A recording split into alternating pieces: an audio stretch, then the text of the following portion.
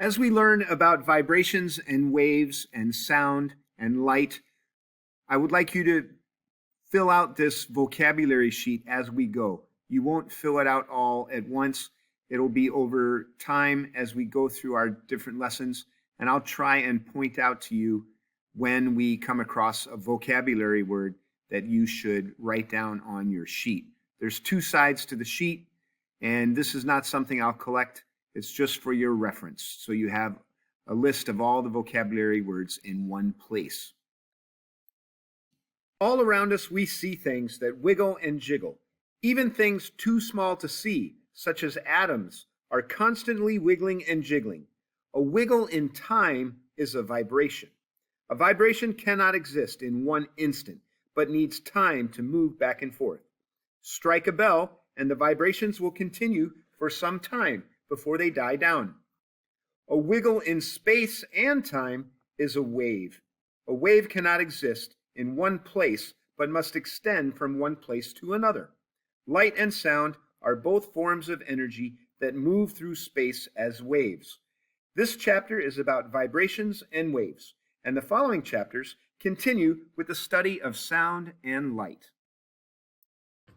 Here we're going to show you two different examples of wiggles, also called oscillations. So the first one is a mass hanging on a spring, and I'm just going to stretch the spring and let it bounce up and down. You can see the masses oscillating up and down. The other type of wiggle is a pendulum, and I can move it to the side and let it swing back and forth, and that's an oscillation of a pendulum. So you see I have a pendulum swinging left to right, and I have a spring and a mass oscillating up and down. Both of these are wiggles in time and space, so we can represent these with a drawing of a wave, and that wave form is called simple harmonic motion. The back and forth vibratory motion, often called oscillatory motion, of a swinging pendulum or a bouncing spring is called simple harmonic motion. What makes it simple harmonic motion? Here we've got a spray paint can attached to a long spring and a roll of paper behind it, and we're going to uncoil the string to pull the paper behind the spray paint can. So we'll set the spray paint can in oscillation after turning on the paint. There we go. Now it's oscillating back and forth. Now as time goes on, you can see the shape of the waveform that it creates is sinusoidal in nature. So that is characteristic of simple harmonic motion. Its waveform is sinusoidal. So here's how we're going to graph our sinusoidal motion. So this graph here shows this zero line, that's the center point of the oscillation, whether it be the midpoint of the pendulum swinging or the midpoint of the up and down motion of this bouncing spring. And so this XM stands for maximum position in the X direction, in the positive X direction, and maximum position in the negative X direction. So for the pendulum, that would be right, then left, then right. Or for the bouncing spring, it would be the highest point, the lowest point, the highest point, and so on. And when we graph it, position as a function of time, you see as time goes on, we get this characteristic sinusoidal shape for simple harmonic motion. Now there's a couple of vocabulary words that go along with this. The number of oscillations in 1 second is called the frequency. So number of oscillations per second. So if I counted 10 oscillations every second, that would be a rather fast vibration. Then we would say the frequency is 10 hertz, abbreviated Hz. And then if there are 10 oscillations in 1 second, and they're all of equal length of time, that means each one must be 1/10 of a second. So 10 oscillations in 1 second means each oscillation is 1/10 of a second. And likewise, if there were 5 oscillations in 1 second, each oscillation would be 1/5 of a second. So we have the relationship then that the frequency and the period are reciprocals of one another. So the time for one oscillation is called the period, and the number of oscillations in 1 second is the frequency. So like I said, if there's 10 oscillations per second, then each oscillation is 1/10 of a second. So we would say the frequency is 10 and the period is 1/10 of a second. Here's a slide that will help to show you the difference between some of our new vocabulary words. The amplitude of a wave is how far it oscillates away from the center point. So for the pendulum, that would be how far does it swing to the left and to the right. And for the bouncing spring, how far above the center point does it go and how far below the center point does it go. So here's an example of two waves that have different amplitudes. The blue wave doesn't go as far away from the center point as the red wave does. But they both complete one oscillation in the same amount of time. And they both start at the very beginning at their maximum displacements. So this is an example of different amplitudes. Then different periods or different frequencies. Here we can see the red wave occurs twice in the same time that the blue wave only occurs once. When I say occurs once, I mean the blue wave has one oscillation, the red wave has two oscillations. So the red wave has twice the frequency because it happens twice as many times as the blue wave in a second. But the blue wave has a longer period. It takes longer for the blue wave to occur. So here's the T, capital T is what we use to represent period. T stands for time, but specifically capital T stands for the time for one cycle or one oscillation. And here you see the red graph has a period that is half that of the blue graph.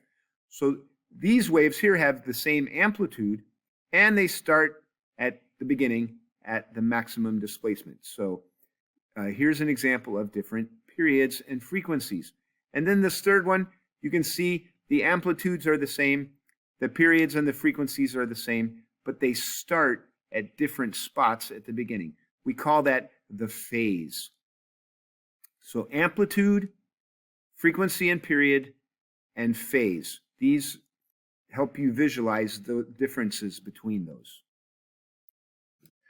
So I've created a DESMOS graph to help us see the changes that we can observe when we change the frequency, the period, the amplitude, and the phase. So here is a wave, and I can model it with the cosine function. We're not going to ask you to understand or be able to graph this function, but I'm just using it to help you visualize the wave here. And I'm going to create two of the exact same waves. So the red wave and the black wave, and they're right on top of each other. So I can change the red wave and you'll be able to compare it to the black wave to see the changes. So if I change the amplitude of the wave, there you go. You can see the crests and the troughs. That's the high points we call the crest or the peak, and the low point we call the trough. I'm changing the amplitude of that compared to what it used to be. The black is what it used to be. The red is my new amplitude. Okay, so if I change the amplitude, that's what it looks like. If I change the frequency, there you go. Let me turn the black one off for a second. You can see within 1 second, here's 0 to 1 second, you can see the number of cycles is increasing or decreasing. So that's changing the frequency. And I can compare it to what it used to be when the frequency was 1. Put it back to 1. You see, in 1 second, I have 1 cycle. Or if I have 2, there we go. Now in 1 second, I have 2 cycles. Change the frequency. Or I can change the phase. So let me go back to, there we go. Turn this one back on. And now when I change the phase, what I'm doing is I'm changing where I start at time equals 0. So you can see here, it's still the same frequency. It's still the same amplitude. It's just here at the beginning at time equals 0, I'm starting in a different place on the waveform. So there we go. Those are somewhat out of phase. There is completely in phase, somewhat out of phase, to completely out of phase. Here's a visual representation of, on the left, two waves that are in phase. So you can see at the beginning, they both start at the same spot in the waveform. And as time goes on, their high points happen at the same time, and their low points happen at the same time. Whereas on the right, in this picture, these two waveforms are completely out of phase. When there's the highest point of one wave, that's when we get the lowest point of the second wave. And the lowest point of the first wave happens at the same time as the highest point of the second wave. So these are completely out of phase. Here, in this picture, they're only somewhat out of phase. The important thing to remember is that these are completely out of phase, and this is in phase. This is going to be important when we talk about interference of waves. For the bouncing spring system, there's actually an equation that would allow us to figure out or to predict what the period, the time of one oscillation would be. This is the equation, 2 pi times the square root of the mass that is hanging on the spring divided by the K constant of the spring. We're going to show you what this K is in a second here, but basically it's a number that represents the stiffness of a spring. If a spring is very stiff, if I hang a weight on it, it won't stretch very far. But if the string is very floppy and loose, and I hang the same weight on it, it will stretch quite far. So if the K value is a big number, that means it's a very stiff spring and it's hard to stretch it. And a low number for K represents a very floppy, loose spring that is very easy to stretch.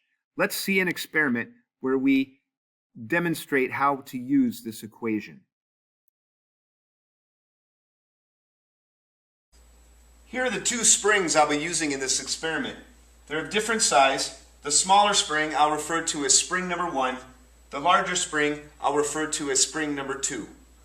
We'll stretch each one by hanging a 1 kilogram mass from it, measure the stretch, and using Hooke's law, calculate the K constant for each spring. Then we'll join the springs together and we'll hang the mass again and perform the experiment now for a double spring system. This is our setup for measuring the stretch of a spring and calculating the K constant of the spring using Hooke's law. So I have a spring hung by a string and a ruler here. I will hang a mass on the end of the spring and it will stretch it, and using the ruler we'll measure the amount of stretch of the spring. Okay, so we've got the spring is stretched, and we'll move our eye level down so that it's right across from the meter stick, and we'll zoom in to get our reading. Looks like the stretch is about 13.6 centimeters. Here's our setup for measuring the stretch of the single larger spring. Here's the stretch for the second spring, the larger of the two springs.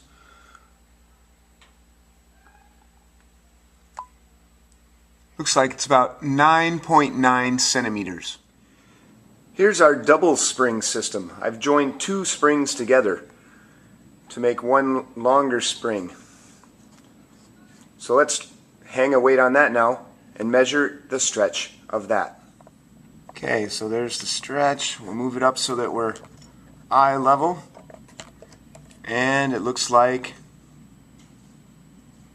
23.5 centimeters is the stretch for the double spring system. So we're going to look at Hooke's law that says the force pulling on a spring is equal to the spring constant times the distance it is stretched. The negative sign just indicates direction, so we're not going to worry about that for now. We want to figure out what the K constant is, so we're going to rearrange the equation to solve for K. The force is the amount of weight hanging on the spring, and X is the amount of stretch. For the first spring, the smaller of the two springs, I hung a 1 kilogram mass. Multiplying it by gravity gives me the weight of the mass, divided by the amount of stretch gives me a K constant for the first spring of 72.1 newtons per meter. Likewise, for the larger of the two springs, spring number 2, its stretch was 9.9 centimeters or 0.099 meters, so that gives me a K constant of 99.0 newtons per meter. Doing the same calculation for the double spring system, that's the sum of the two stretches, of course, and we measured to verify that. 13.6 centimeters plus 9.9 centimeters gave me a K value for the double spring system of 41.7 newtons per meter. Let's look at the mathematical equation for determining the new K constant for two springs that are joined together. Again, I'm going to start with Hooke's law, but this time I'm going to rearrange it to solve for the stretch. So that's the force on the spring divided by the K constant. So I've done it here for spring number 1, so I'm using subscripts 1, spring number 2, and then when I join the two springs together, now the stretch is the sum of the two stretches of each spring, and that's F over the new K of the double spring system. So x1 plus x2 is this plus this, and that equals x1 plus x2, which is this. Every term has the same variable F, which is the weight of the hanging mass, so I'm going to cross that off throughout the whole equation, leaving me with this. And when I do plug in the K numbers for the K values that I got when I did it by measuring the stretch, this is true. You can punch it in your calculator and verify that that is in fact a true equation there. You might recognize this.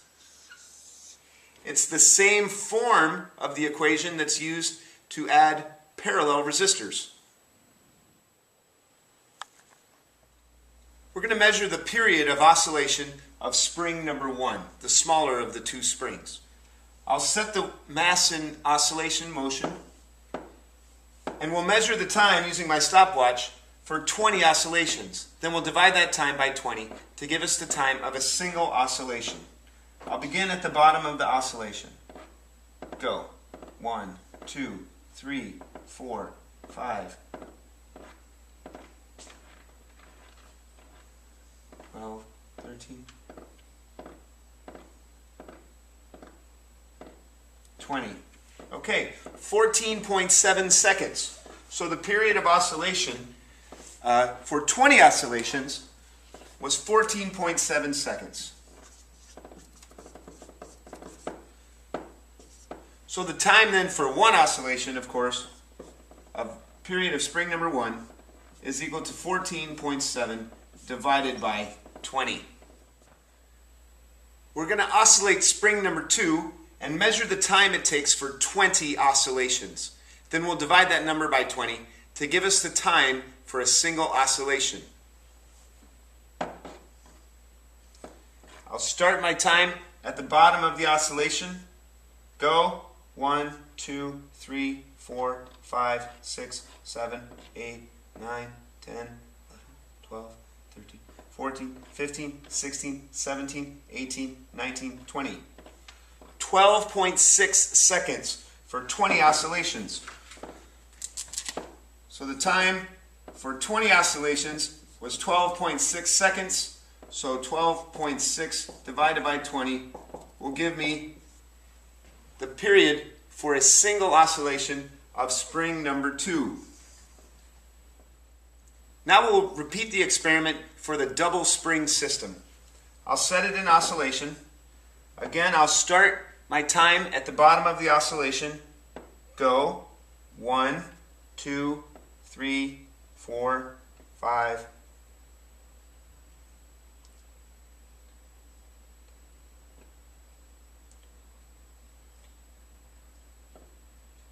16, 17, 18, 19, 20.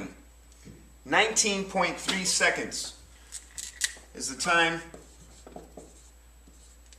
for 20 oscillations. So then the time or the period of oscillation for the double spring system is going to be 19.3 seconds divided by 20. And we're going to measure the time of the period and compare it to the equation. Period of a spring system is equal to 2 pi times the square root of m over k. I've set up a spreadsheet with all of our data.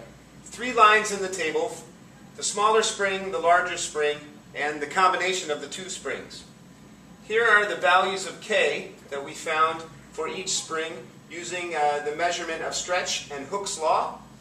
Here are the times that we found for 20 cycles of oscillation. Dividing these numbers by 20 gave us the time for 1 oscillation. So these are our measured periods of oscillation for the first 2 springs and the combination of springs. Then we're going to compare these measured numbers to calculated numbers using our equation for period of a spring, 2 pi times the square root of the hanging mass over the k constant of the spring. When we plug in our values, these are the predicted periods that we get using that equation, and you can see they agree very nicely. Here's the equation that allows you to predict the period of a pendulum.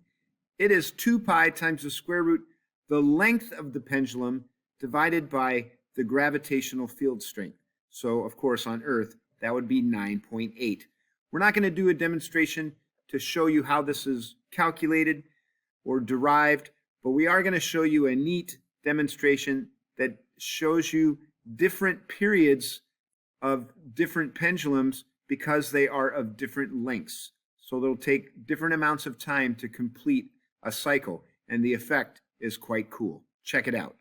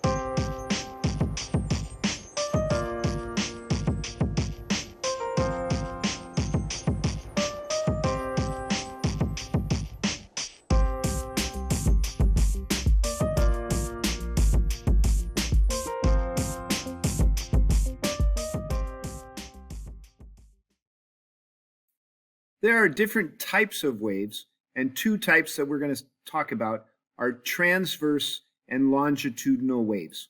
What's the difference? Well, let's show you an animation to make it quite clear what the difference between transverse and longitudinal waves are.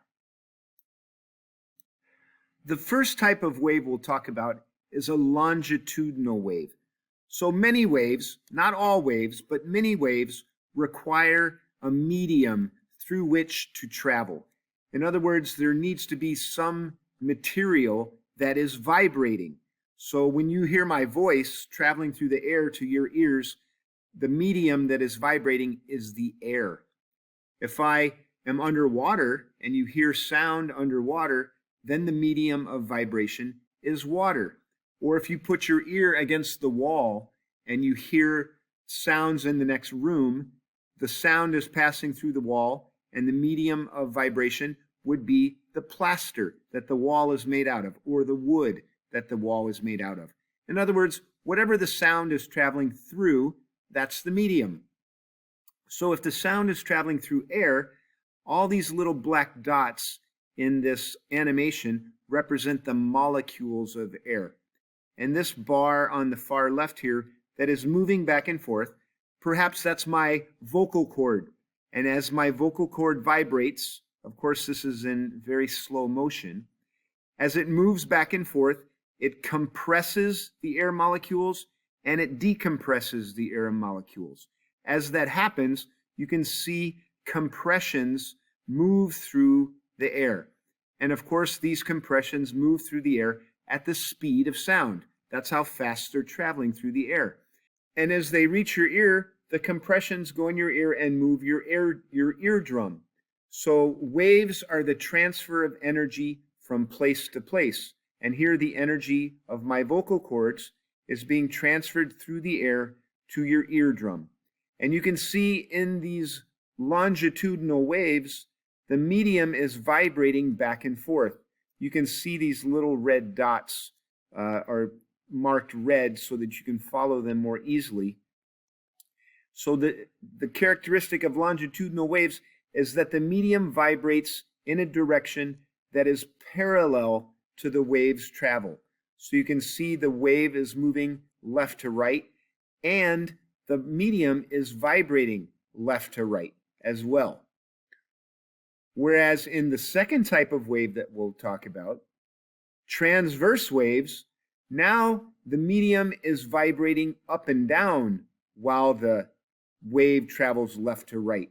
So this would be like if I were to shake a slinky, for example. If I stretched a slinky across the floor and shook it from side to side, the wave would travel across from left to right while the slinky was vibrating up and down. Another example would be like if you jiggle your garden hose, right? Or you go to the gym and you shake those big heavy ropes, right? The medium is traveling up and down while the wave is traveling left to right. So this is called transverse because the word transverse means perpendicular.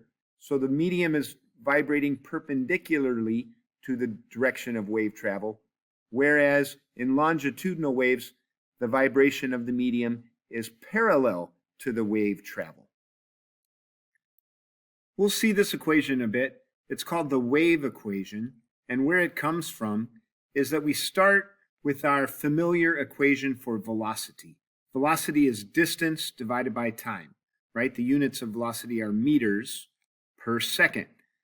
So if we take the length of one wave, which is called the wavelength, and we divide that by the time it takes for one wave, we call that the period, we get wavelength over period is velocity. And since 1 over the period is the frequency, we can rewrite this as velocity equals wavelength times frequency. So V equals F lambda. V is velocity, F is frequency, and lambda is the Greek letter for L, which stands for length. Let's look at an example. If water waves vibrate up and down 2 times each second, and the distance between the wave crests is 1.5 meters, what is the frequency of the wave?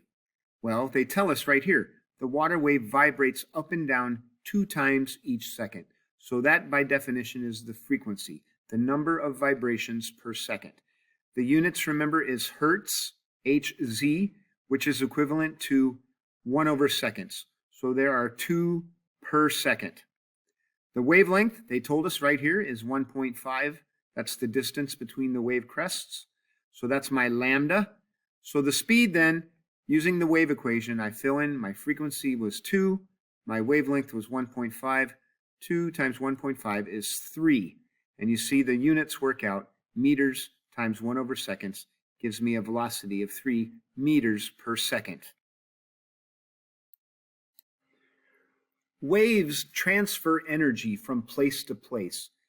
The energy of my vocal cords produces sound that travels to your ears. The energy travels to your ears. The air in my lungs does not go into your ears. The energy travels through the medium. The medium itself only vibrates. It does not travel very far.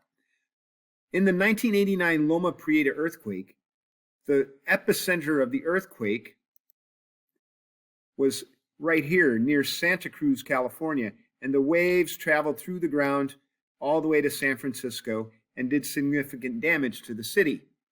In 2011, the Japanese earthquake, the epicenter was off the coast of Japan, yet the waves and the energy were able to travel all the way across the Pacific Ocean and produce significant damage in California, across the entire Pacific Ocean. The images from Japan show the terrifying destructive power of waves up to 30 feet high, devastation as far as the eye could see as a tsunami rolled across the Pacific, surging all the way to coastal California, where boats were ripped from their moorings. So what you have in the case of Japan is the old Pacific Ocean seafloor actually plunging underneath the island of Japan. It began deep below the ocean, 80 miles off the Japanese coast. The Pacific plate slipped violently, rupturing a section of the sea floor nearly 200 miles long and 100 miles wide. The explosion of energy created powerful waves radiating across the ocean, moving as fast as 600 miles an hour. In the deep ocean, the waves are not high, but when they hit shallow water near shore, the crest can be dramatic and deadly. Just how deadly became clear in the Indonesian tsunami of 2004 that killed 230,000 people. The death toll for this tsunami is still not known, partly because its impact spread so far. Where it started in Japan, waves were so high the gauges to measure them were broken. In Soma, Japan, the crest hit 24 feet. Over the next hours, the tsunami spread across the Pacific. At 8:27 Eastern Time, waves of nearly 6 feet washed onto the beaches of Maui.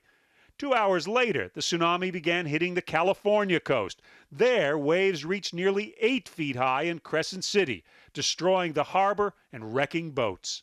It looks like a tornado hit it, like you see in the Midwest. In Santa Cruz, south of San Francisco, surge after surge swept into the harbor, washing boats back and forth as owners looked on helplessly. When more than one wave is in the same place at the same time, they interact with each other. And this interaction can create what's called an interference pattern. So within the pattern, wave effects can add, subtract, or cancel each other out. Let's see an example. Here in my friend's backyard, they have a swimming pool. And I took a water polo ball and I threw it in the air so that it would land in the water. There we go. And you can see the waves are formed by the splash. And right in this area, you can see how the waves reflecting off the side of the pool are in the same place at the same time as the waves reflecting off this side of the pool. And you can see a pattern of waves forming, an interference pattern. So here's an image of what an interference pattern might look like.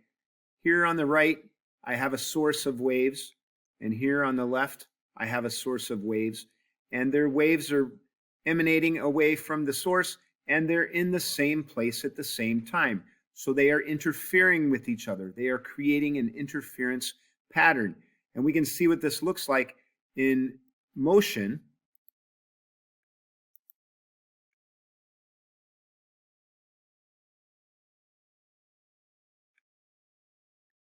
There you can see the interference pattern as it's happening. I'm going to pause the video, and you can see along this region, I'm getting much larger waves than I would normally get. But along this line here, and this line here, and here, it looks as if the waves are almost disappearing.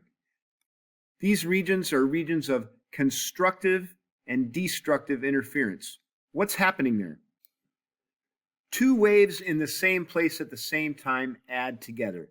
The fancy word for it is superposition principle, but really all that's saying is that the waves add together.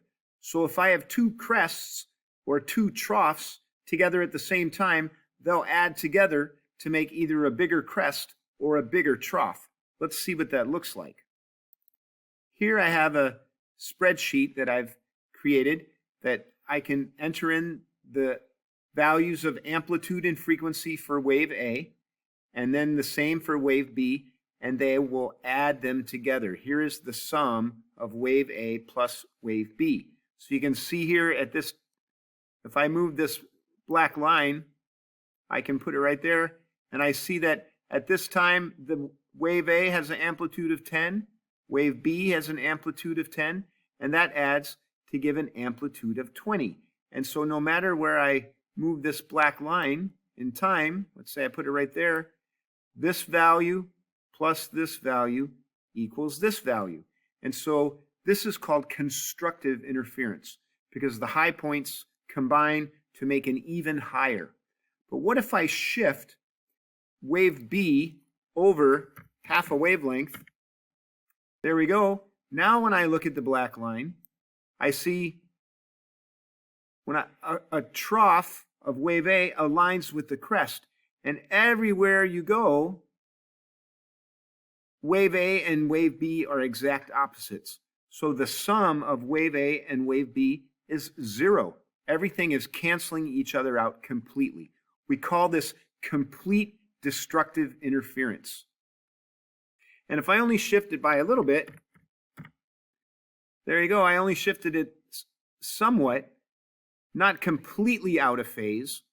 Now I get this 10 plus this 0 gives me 10 there, and a little while later, a 9 plus a 2 or so gives me about an 11. So you can see I'm still getting some constructive interference, but it's not as much as it was before. And then if let's do something interesting here. Let's change this frequency to 11. Okay?